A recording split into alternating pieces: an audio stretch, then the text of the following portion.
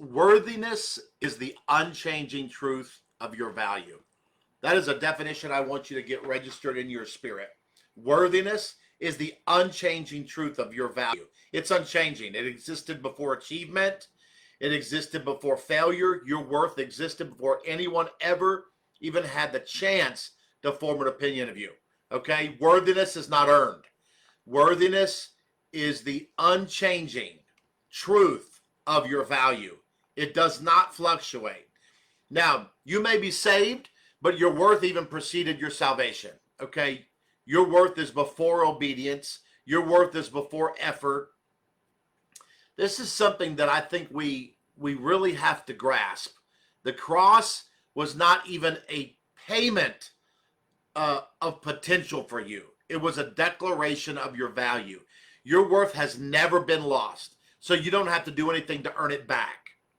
Think about that. Your worth has never even been in danger. It doesn't matter if you're in systems right now, if you're in relationships where people, your worth is fluctuating with them based on your usefulness or your compliance or whatever it might be. The thing is that worth is a God thing, okay? It's not a man thing, period. Worth is a God thing. It is not a man thing. So worth does not live in the realm of people. It has not come. It is not sourced from the realm of people. Listen, do not be codependent on people for your worth. That is the God thing. It is not a man thing. You don't outsource worth to others. You insource it from the Father. So your worth does not belong to an opinion. It doesn't belong to people's approval. It does not belong to how someone treated you. People do not get to assign worth to you. They respond to your worth or they fail to respond to your worth. But they do not get to assign worth to you. Your worth, it exists only in the realm of God because he is creator. And the creator alone defines the value of everyone and everything that he's created. So when worth gets attached to people, here's the problem. That worth then becomes unstable. Your worth goes up and down, up and down. Well, anybody who has the ability to shift your worth in your own mind, you then have to outsource to them approval, validation, affirmation, reassurance. Okay? They become the constant that are never constant. The only constants that's there is that you're constantly referring to them for your sense of value, your sense of affirmation, validation, worth, meaning. And this is supposed to give you stability. If you depend on people for your worth, you'll always be unstable. Why?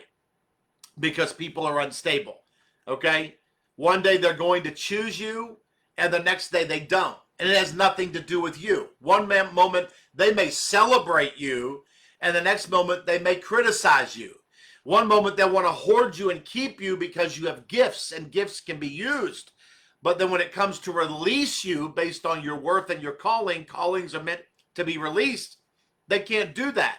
They can only keep you close when you add value to them. And so your worth is based on the worth you give to them. Listen, God's valuation does not fluctuate.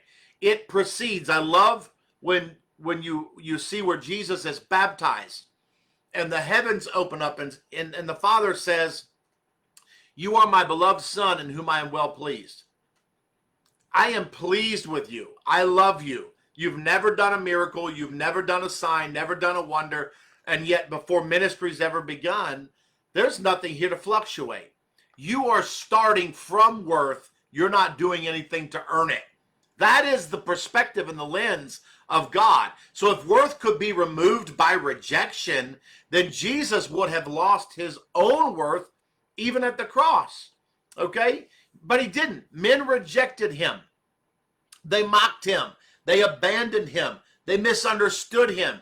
And yet heaven never changed its verdict on his worth. And that is the power of sonship. So I want you to hear this very clearly today.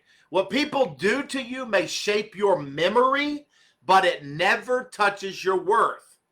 People can wound. They can neglect. They can misread you. They can misuse you.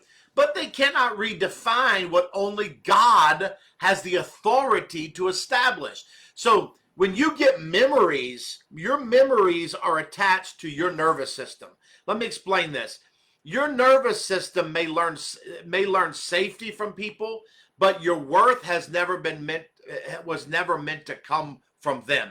Okay? You can feel safe with people, but your worth is never comes from them. Even if you feel safe or don't feel safe, that's relational.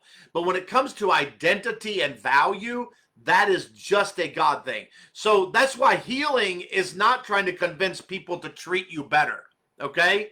Healing is actually relocating worth back to where it always belonged. No one's there to heal you. It's simply a shift in your perspective about who you are. You're not waiting for everyone else to shift and come into alignment with God. You can't control that.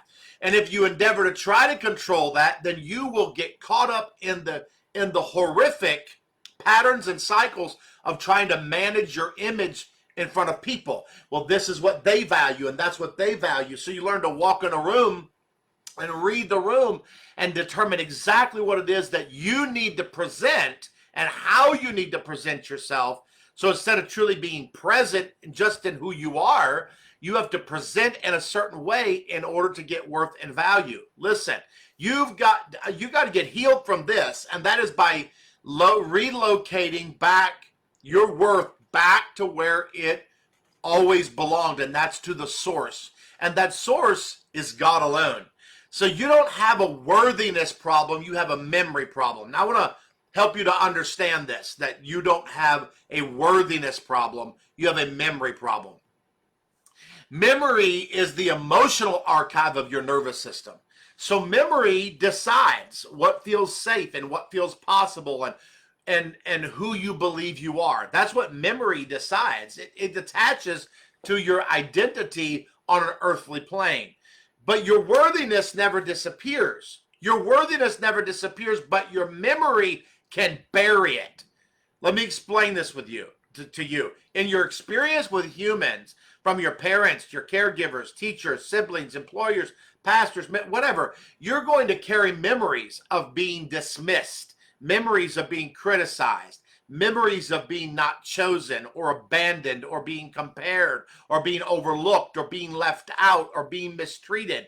But here's the thing, those memories, they register in your nervous system and they try to tell you that you are unworthy because these people criticized you or didn't choose you or abandoned you or compared. And you got to be careful, because what happens is if you buy into that unworthiness attached to those memories, then you end up becoming a people pleaser. You end up falling into relationships and patterns where you're now constantly pursuing value and constantly pursuing worth, rather than shifting the understanding that these people are the ones that are interacting with you. Their lack of seeing you reveals more about them. Them criticizing you is revealing everything about them, but it's not revealing anything about you. Them abandoning you or leaving you out or overlooking you or mistreating you or misreading you, misunderstanding you. All of those things are their failure to see you the way God sees you. They reveal more about those memories. Don't change your value. They just reveal more about the people in those memories that you are interacting with, and they reveal zero about your value and your worth. So it describes their limits, not your worth. And abandonment, you know what it reveals? It's their lack of capacity, not your lack of value. Okay, memories record experience. They don't record value. Well, that's the challenge, is that when we refer to our memories as our basis of value, well, we're all going to be on this race to run in this world system, even in church systems, running and running and working and working and working to try to earn value and worth, because all of our memories in a broken world with broken people, if we base our worth based on those memories, then we all have no worth. That is not where worth is sourced. It's sourced from God alone. So they create these memories, create these, or they record these experiences, And those experiences or memories create this false identity conclusion. Okay, it's a false identity conclusion. I have all these negative memories, therefore I am assuming a false identity based on those memories. Listen, a false identity conclusion sounds something like this: I'm not enough. I don't matter. I'm too much. I don't deserve it. I'm left out. I'm unimportant. I'm powerless. I have no control. Memories shape our beliefs. Well, here's the challenge. Beliefs shape your worthiness experience. Your experience in life right now of whether or not you are worthy, your worthiness experience is being shaped by your beliefs, which is shaped by your memories. So the things you believe about God and yourself and others is shaped by your beliefs. They're shaped by your memories. Those two running together produce this worthiness experience in your life. But here is the truth. An experience is not the truth. What happened to you is information, not a verdict on your worth. Rejection, it speaks loud. It always does, but it doesn't speak true. It just speaks loud. So your worthiness cannot be reduced. Your worthiness cannot be revoked. Your worthiness cannot be removed ever by anyone, no matter how important that you consider them to be in your life, no matter how safe or unsafe in a relationship you are with them. People can respond to you from their brokenness, but God responds to you from truth. Your worthiness is the unchanging value of who you are. Worthiness is not a question. It is a constant. Okay? You don't do anything to earn it. It's a constant and you work from it. I work from worthiness, not for it. So when your memory speaks, don't argue with it and don't obey it. Just greet it with the truth. The truth shall make you free. Okay? The truth shall make you free. This memory explains my experience, but it does not explain my value.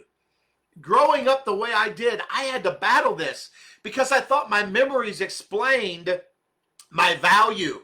No, I was assigning to memories and interactions with people. I was assigning value to myself based on other people. I was outsourcing my value and my worth. I didn't have an unworthiness problem. I had a memory problem. So truth doesn't free you because you heard it once. The truth is going to free you when it finally replaces the lie that's been governing your nervous system. So most people are not bound because they lack Bible verses. They're bound because memory has been allowed to function as authority, and memory should never be allowed to function as authority. Memory says, this is who you are. This is what you deserve. This is how love works. But memory is not the truth. It is a record of exposure. Christ is the truth. He is the record of your value. So when Jesus says the truth shall make you free, what he's actually saying is freedom happens when God's definition outranks your history. Okay? You don't get free by erasing your memory. You get free by relocating authority, reassigning it back to the right place. The authority of my value and worth does not come from man or this horizontal plane. It only comes from one place, and that is between me and God. See, so memory is going to say, you are dismissed, you're worthless. But truth says, you're chosen, they just failed to see it. Okay? They didn't come into alignment with what God has to say. So because of their humanity, they had their own issues. They abandoned you. You were abandoned. That may be your memory. But the truth says you are never forsaken. You are never alone. Okay? Memory may say you weren't enough, but the truth has something to say. You are worthy before you ever performed. So you don't have to do it. That's freedom. Now what I do from freedom. I do it from love, not to get love. I do it from value, not to get value. So freedom is having this empowerment. I settle it first thing. Who I am, what my value is, what my worth is. I am loved, accepted, unconditionally. That is freedom, because now I'm not in bondage to do anything to get it. I receive it from the Father. Freedom is when memory still exists, okay? But it no longer gets to decide. So the truth does not delete your story. It just removes its power to define you. That's what truth does. And here is the key. Here's the key. Truth doesn't argue with pain. It doesn't. It doesn't sit around and argue. Well, no, that's not true. That's true. No, truth just outranks it.